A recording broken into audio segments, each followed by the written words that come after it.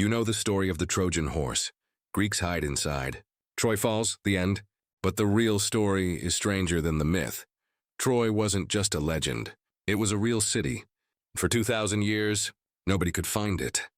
Like if you didn't know Troy was real.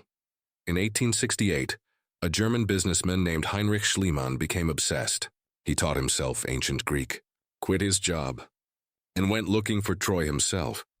In 1871, he found it. A real ancient city buried in Turkey. Not one Troy, 9 of them. 9 cities built on top of each other over 3,000 years. But then he did something unforgivable.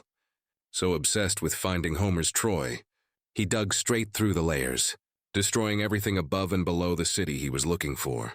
Comment: what would you have done in his position? He found gold.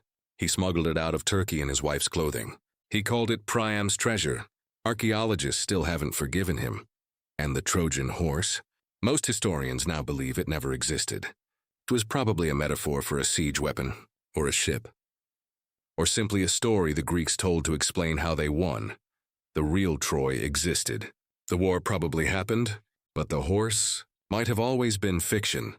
Homer wrote the Iliad 400 years after the war supposedly happened, based on stories passed down by word of mouth. For 400 years, think about that. The most famous war story ever told is basically ancient gossip. If that just changed everything you thought you knew, subscribe. The next story will do it again.